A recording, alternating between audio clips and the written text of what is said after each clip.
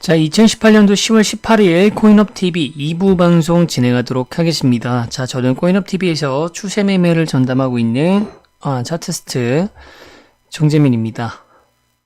자, 1부에서는 이제 현재 코인판에서 이슈가 되고 있는 굉장히 많은 이슈는 항상 있지만 가장 이슈가 되고 있는 코인빗의 덱스코인의 다음 방향, 매수점과 매도점, 차트를 상황을 통해서 거래소에 대한 배경 이야기까지 한번 해봤고요.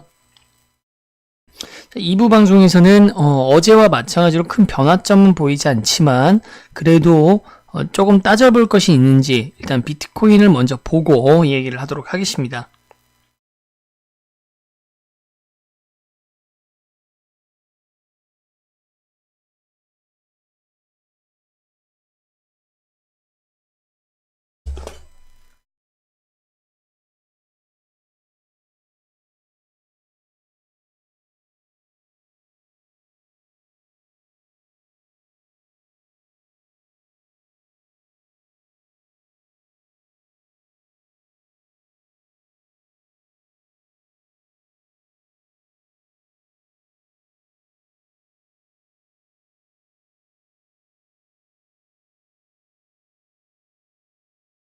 자, 지금 보고 계시는 것은 이제 보조지표 할 때 항상 중요하게 생각을 하고 있는 시총을 확인할 수 있는 코인마켓캡 사이트입니다.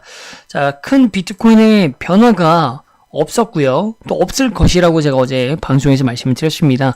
마켓캡을 보시면 특별히 살펴볼 것 없이 시총 규모가 여전히 2,100억 달러를 유지하고 있다. 비트코인을 비롯한 나머지 차트들의 움직임들도 동일합니다. 다만 스텔라 루멘 같은 경우에 조금 강한 비트코인에서 좀 벗어나는 움직임을 보여줬다는 것, 그것이 조금 의미가 있을 것 같고요.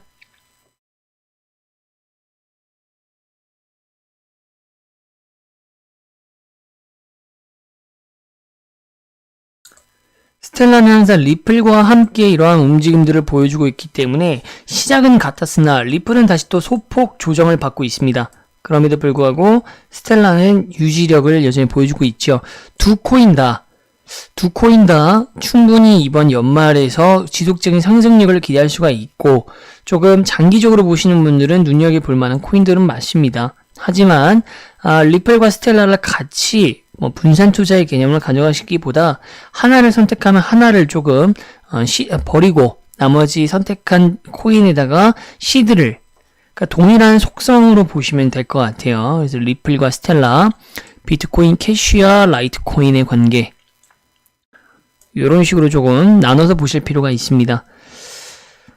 그리고 이제 모네로 같은 경우에 지금 전통적이라는 표현을 조금 맞진 않지만 작년 2017년도 시장을 기준으로 봤을 때 마켓캡 사이트 이 상위권에 들어와 있는 코인들이 살아남은 코인들이 있고 밀려난 코인들이 많습니다.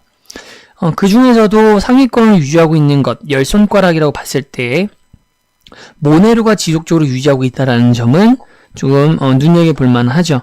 지금부터 눈여겨보는 것이 아니라 이미 제가 방송 서비스를 시작하기 전부터 유료 회원분들한테 올해 같은 경우에 작년에 시장에서 우리가 다크코인이라고 했을 때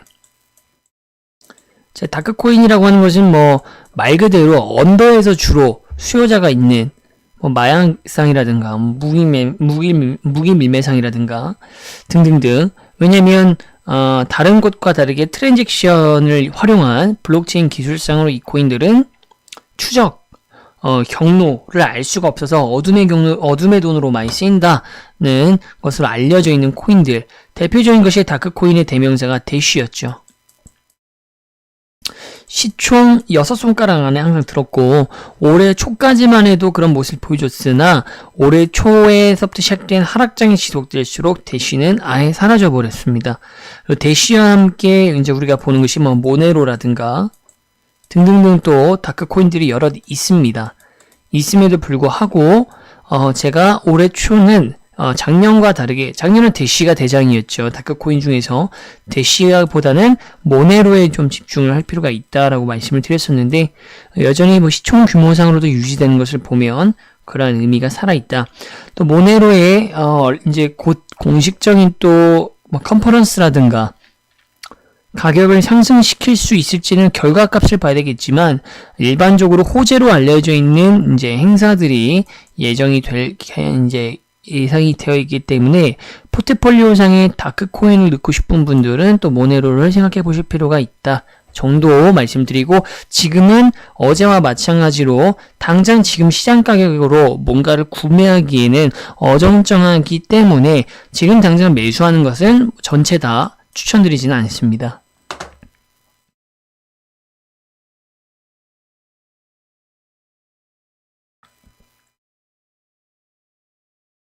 자, 다음으로 살펴볼 것은 CGI 지표인데, CGI 같은 경우에도 큰 변화가 없겠죠. 280포인트를 도달하지 못하고 아쉽게 1포인트 부족한 상황이네요.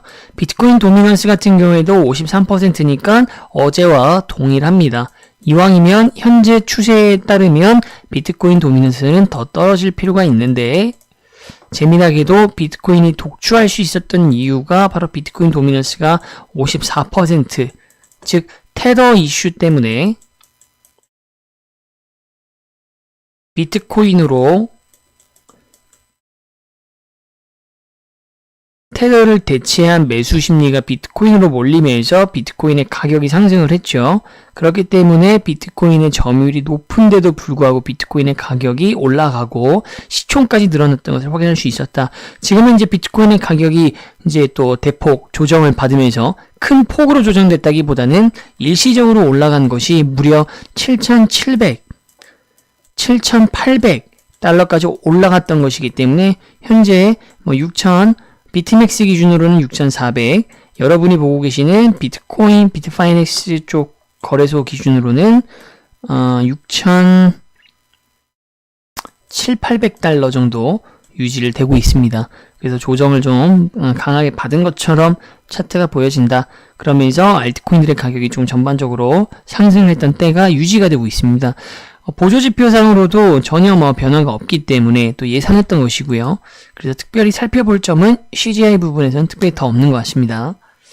프리미엄도 특별히 살펴볼 것이 없겠죠. 여전히 프리미엄이 작년과 다르게 프리미엄이라고 하는 것이 여러분들의 트레이딩에 있어서 노하우가 될 만한 그런 기법이 될 만한 요소는 지났습니다. 작년 연말 업비트를 중심으로 해서 김프가 국내 프리미엄이 40%에서 70%까지 육박할 때에나 이 프리미엄을 가지고서 우리나라가 더 싸네? 사놔야지. 이런 트레이딩 기법으로 쓸 수는 있었지. 올해 연초부터 제가 강조하는 플러스 마이너스 3% 이내로 들어오는 프리미엄 안으로 들어오는 것들은 의미가 없다. 지금도 여전히 유효하고 올해 이제 10월이 끝나고 나면 올해가 시장이 거의 마무리돼간 단계이기 때문에 그렇게 보면 2017년과 다른 또 차이점으로 2018년도는 시장 가격에 있어서 프리미엄이 발생하고 역프리미엄이 발생한다 한들 그것이 실제로 트레이딩을 하는 데 있어서 주요한 지표로서의 지표로서의 활용도가 있었느냐, 효율성이 있었느냐, 그것은 아니다 라는 차이점이 또 생기겠죠. 아직 2달이 남았지만 현재까지 움직임은 그렇습니다. 다만 좀 차이점은 어제 시장과 다르게 마진거래상에서 숏 포지션의 비중이 좀 줄어들었다. 36,000대 비트코인 BTC에서 지금 현재는 좀 다소 줄어든 상황이다. 요 정도만 있습니다. 보조지표상으로 시장을 크게 가늠할 만한 상황들은 나타나지 않네요. 자, 그렇다면 비트코인의 이제 차트를 직접 보면서 특별히 우리가 살펴볼 만한 움직임이 있는지, 어떻게 오늘 하루를 비트코인은 보냈는지 한번 보자고요.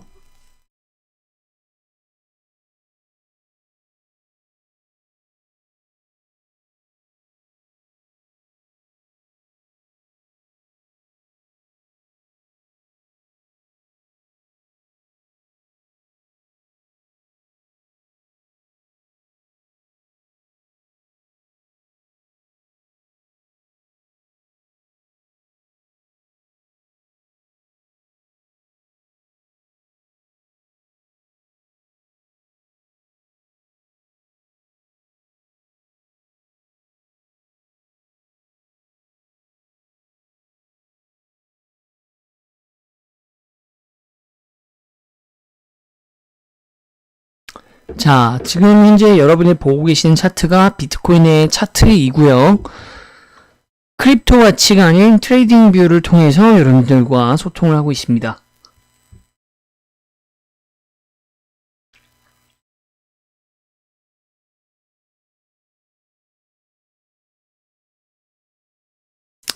잘 안 보이실 수도 있는데 동그라미 치는 부분을 먼저 한번 봐주시길 바랍니다. 자, 동그라미 여기 하나, 여기 둘, 여기 셋, 여기 넷이에요. 자, 이 네 번의 동그라미들이 나타내 주는 건 뭐냐면 상당히 깊게 갑자기 지금 매도 구간이 들어와 있죠. 지금은 시장이 매수세보다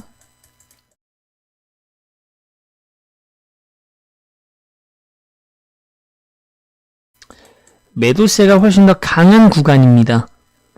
물론 이것은 외부의 변수, 호재가 발생한다거나 했을 때에는 바뀔 수가 있지만 지금 현재 상황과 그리고 자연스러운 시장의 손에 맡겼을 때 매도 구간이 훨씬 더 강한 매도 구간 진입 중인데, 자, 그럼에도 불구하고 그래서 조정이 들어오지만 그럼에도 불구하고 이 동그라미 친 부분에서 강하게 지금 말아올리고 있어요. 즉 버텨준다라는 겁니다.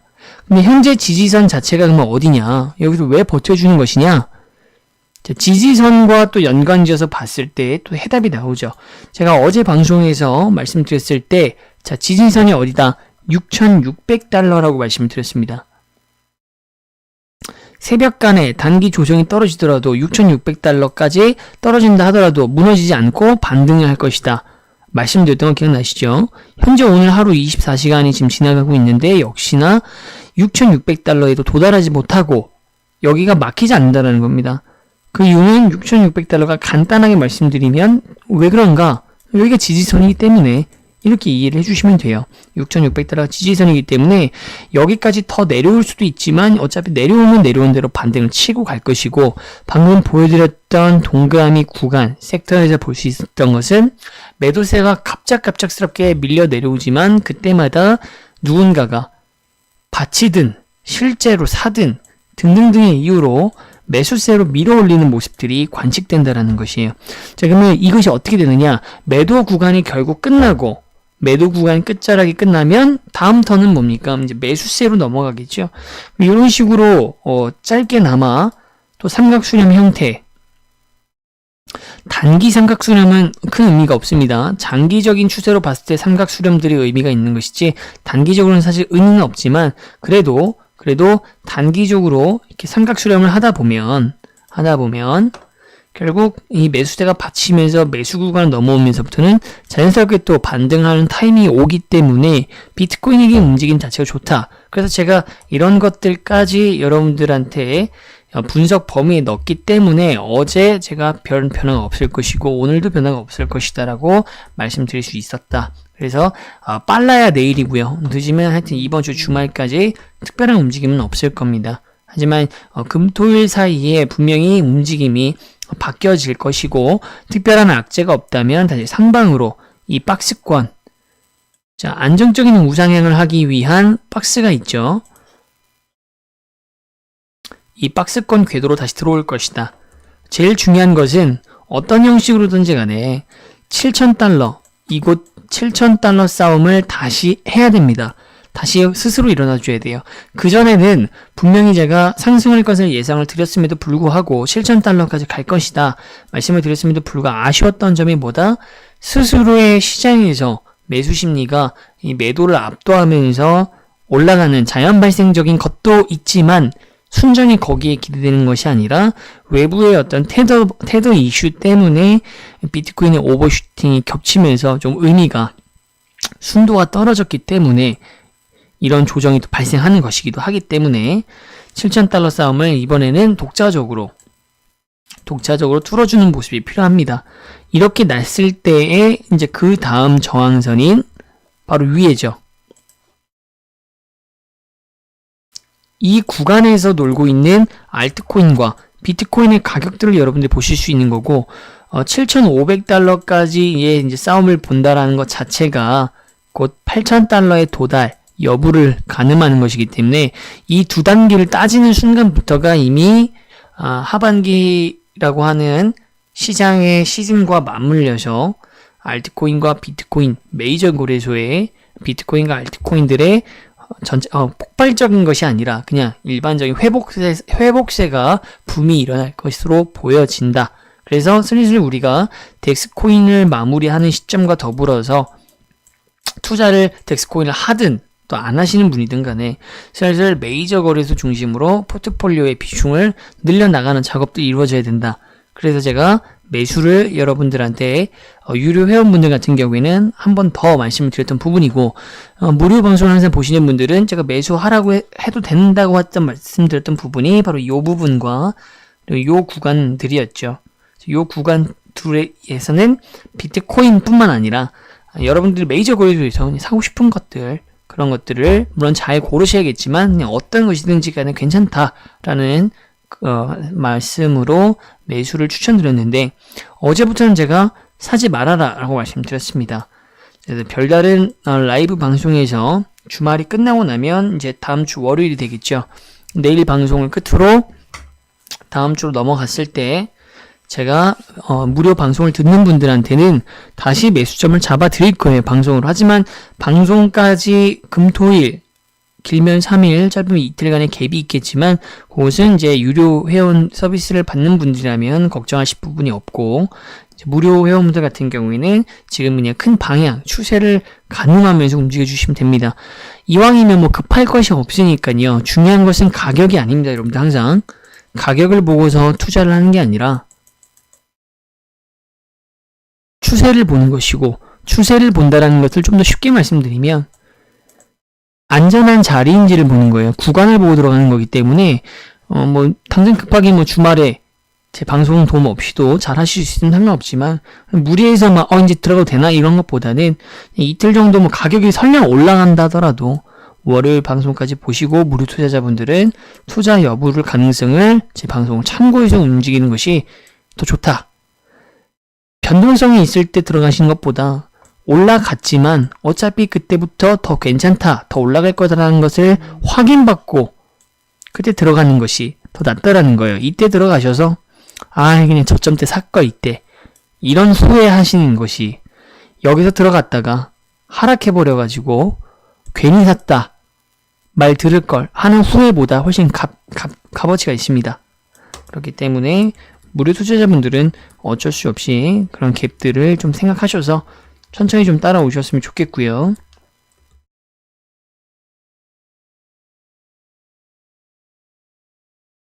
비트코인의 움직임은 그래서 어제와 이제 동일한 가운데 이렇게 움직이고 있다 정도에서 마무리하겠습니다.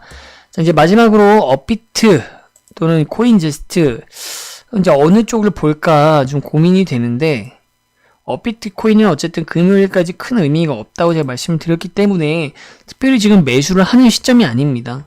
특별히 매수 추천을 할 만한 코인이 아직은 자리가 보이지 않고, 이전에 추천드렸던 코인들 대부분 입절을 하셨겠지만 아직 더 보유를 하고 있거나 제가 말씀드렸던 입절 구간에 도달하지 못해서 보유하고 있는 코인들을 제외하고 나서는 그것만 일단 보유해서 홀딩을 해 가시면 됩니다.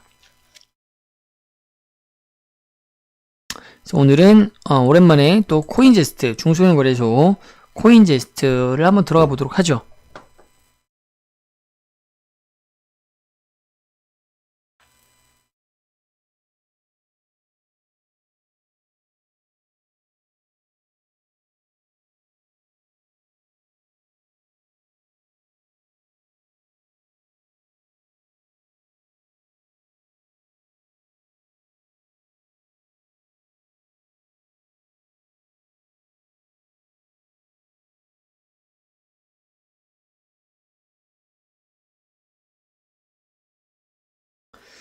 자, 코인제스트에 들어왔습니다.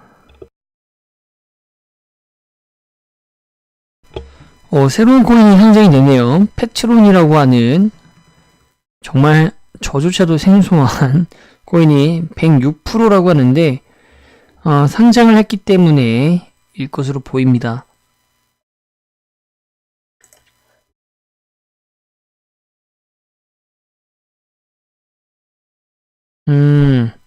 재밌네요. 이 페트론 같은 경우에는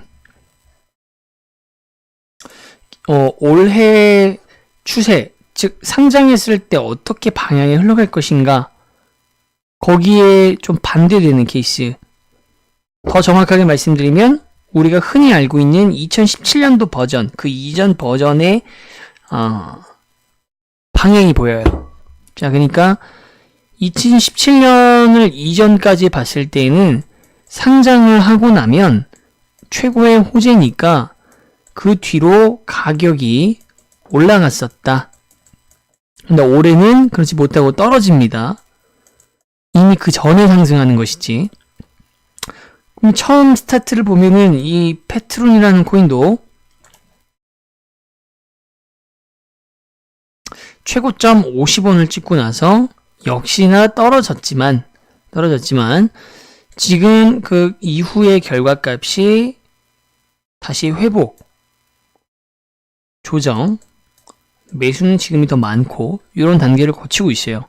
그래서 처음은 분명히 첫 스타팅은 제가 말씀드렸던 요즘의 패턴을 보여줬지만 가격을 굉장히 빨리 회복하는 것을 봐서 또 우리가 알고 있는 흐름처럼 후발주자분들도 충분히 돈을 버는 그런 구조네요. 이렇게 될 수 있는 이유는 이제 코인제스트가 중소형 거래소다 보니까 입출금, 특히 입금이 자유롭지 못한 상황에서 유저들을 발을 묶기 위해서 요새 이벤트도 굉장히 많이 하고 있고, 해외에 코인제스트의 거래소를 제2, 제3을 뭐 런칭을 한다라는 얘기들도, 대외적인 호재들도 만들면서 아무래도 이 가격을 펌핑 후에 사장되게 만드는 것이 아니라 살리기 위해서 좀 신경을 쓰지 않았을까라는 생각이 듭니다. 얼마 전 렉시는 이제 얼마 전에 상장된 코인이고요. 페트론은 오늘 처음 봅니다. 코스모 코인도 얼마 전에 상장이 됐었죠. 그러니까 이런 코인들 같은 경우에는 제가 방금 말씀드렸던 그런 패턴을 정확하게 따르고 있다. 그쵸? 상장 후에 어떻습니까? 가격이 박살이 나는. 넥시 며칠 전에 상장됐죠.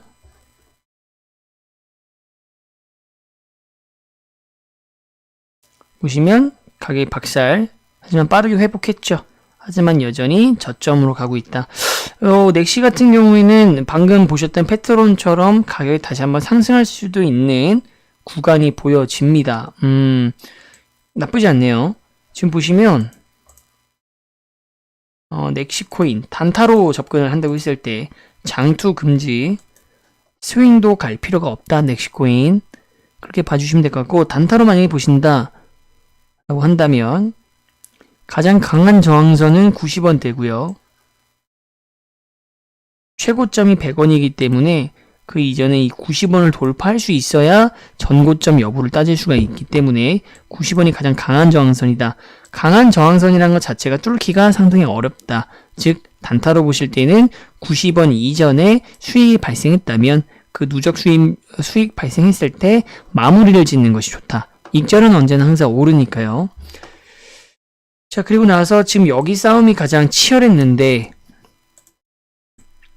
결국 매도세를 맞으면서 횡보를 하고 있다. 거래량은 이제 끝났고요. 다만 괜찮다고 보는 이유 중에 하나가 가장 싸움이 심했던 구간보다도 저점인 상황이고, 지금 가격으로는 나오지 않지만 볼륨이 매집이라고 보기에는 뭐 큰 볼륨은 매집까지는 아니겠지만 뭔가 가격을 반등시킬 만한 매수세가 직접적으로 집중된 구간이 있습니다. 다만 가격이 바로 상승하지는 않았어요. 그리고 지금 현재 맥을 봤을 때도 매도 구간이 끝나고 횡보를 하고 있기 때문에 호재가 터진다면 넥시 그럼 100%고요.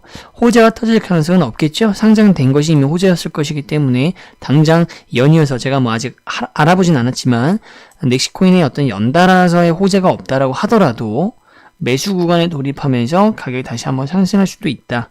하지만 기간 자체가 히스토리 자체가 10월 15일 즉 3일밖에 안 된 코인, 이제 4일차 코인이기 때문에 데이터가 부족해서 충분히 다시 한번 조정이 세게 올 수도 있습니다. 그렇기 때문에 단타로 들어가실 분들은 시장가 65원이죠.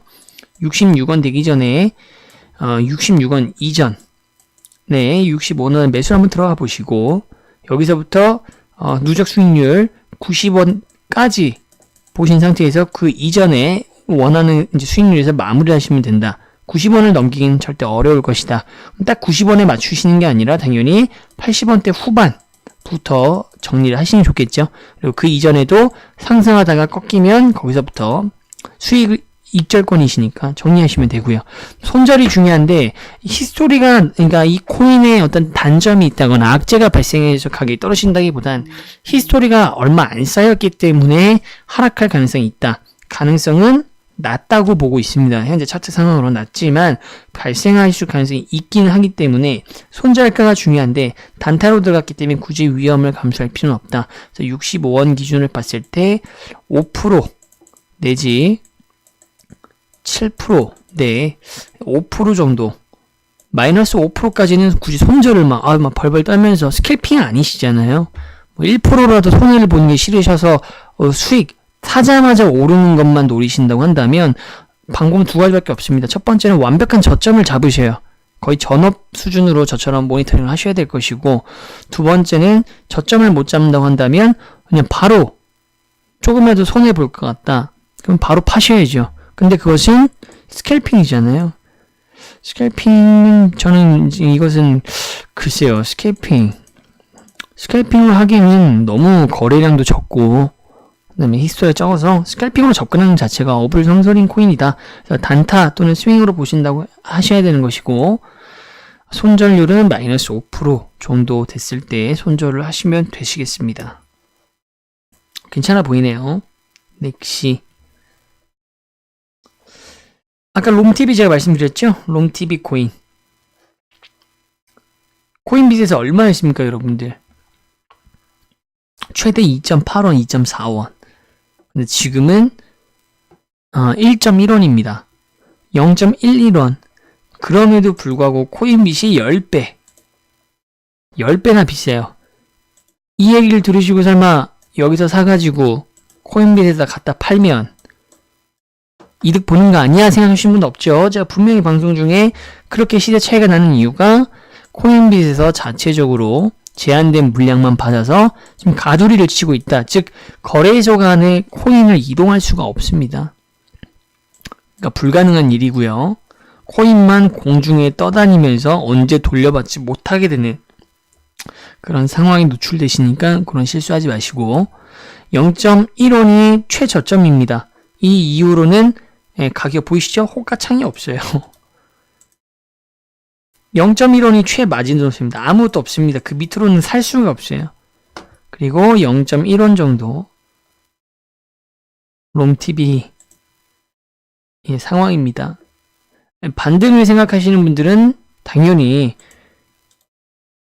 0.1원과 0.1원에는 매수벽이 워낙 최저점이니까 올라는 가겠지. 그쵸? 그런 생각을 갖고 있는 분들이 옹기종기 모여있기 때문에 여러분들이 지금 여기에 매수를 걸어봐야 당연히 매수 순번표가 후순이기 때문에 그냥 0.11원에 사두시고 그냥 묵혀두시는 것. 이건 단타가 불가능하죠. 언제 올라갈지 모른다라는 것을 투자자들도 알기 때문에 거래량도 상실된 것이고 가격이 이만큼 떨어진 것이고 하지만 롬TV 자체가 뭐 킹코인이라든가 왑코인이라든가 아피스처럼 전망장치가 굉장히 길게 봐야 되는 것은 아니기 때문에 스윙으로 가져갈 만은 하다. 하지만 이것은 뭐 다른 것들도 여유 자금을 하셔야겠지만 넥시보다도 이것은 더 여유 자금을 하셔야 돼요. 위험하기 때문에가 아니라 안정성은 넥시보다 훨씬 안정적이죠. 거의 최저점이기 때문에. 하지만 시간, 효율성의 문제입니다. 시간이 언제까지 될지가 모르는 것이기 때문에 정말 남는 자금이 있으시다면 스윙으로 시간을 길게 보시고 장투는 아닙니다. 0.11 정도에 들어가시면 수익이 안 날 수가 없는 그런 상황에 있다. 최고점 같은 경우에 0.35원이니까 3배죠. 이게 불과 10월 4일입니다. 저 이슈는 이제 이벤트가 있었죠. 호재가 있었기 때문에 호재 후에 거짓말같이 다시 최저점으로 돌아가고 있는 롬팁이다. 장투로 볼만한 코인은 절대 아니겠죠.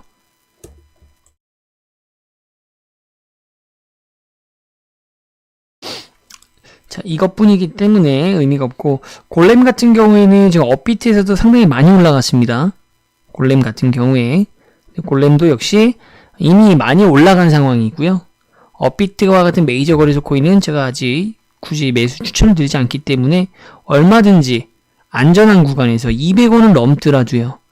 또는 200원을 못 넘고 저점으로 떨어지면 떨어지는 대로 다시 잡을 수가 있다. 인슈어리움도 커뮤니티에서 얘기가 굉장히 많이 나오지만 특별히 추천드릴 만한 진입각은 보이지 않는다. 추천드리는 코인은 아닙니다. 이미 최고점을 찍고 조정을 받고 있기 때문에 좀 더 떨어질 가능성이 있어서 더 봐야 되죠. 엄청난 싸움이 일어나고 있죠. 더 볼 필요가 있습니다. 인슈어리움 상장된 지 얼마 안 됐고, 인슈어리움도 보시면 똑같은 전례를 밟고 있잖아요. 상장 후에 가격이 박살되는, 그쵸? 그리고 나서 이제 드디어 반등을 했지만 턱없이 부족한 회복세. 물론 단기적으로 이때부터 매수하신 분들은 수익을 많이 보셨겠지만 초기 진입자들 입장에서는 전혀 의미가 없는 수치입니다. 이것이 이제 올해 뭔가 코인이 상장된다고 했을 때 보여주는 트렌드가 반영이 되는 겁니다. 페트로는 신기하지만 그것은 현재 코인제스트의 거래소의 상황과 좀 연결돼서 생각해 볼 만한 특례다 보시면 좋을 것 같습니다. 자, 이것으로 2부 방송 마무리하도록 하겠고요. 내일 이 시간에 또 이제 많은 정보와 많은 분석들, 특히 비트코인이 만약에 내일부터 움직인다면 거기에 또 맞춰서 매수점들을 분명히 제가 갖고 있는, 지금 매수를 대기하고 있는 코인들이 짭짤할 수 있는 코인들이 많이 있기 때문에 바로 액션을 취할 만한 각이 나온다고 한다면 제가 알려드리도록 하겠습니다. 자, 저는 코인업TV에서 추세 매매를 전담하고 있는 정재민이었습니다.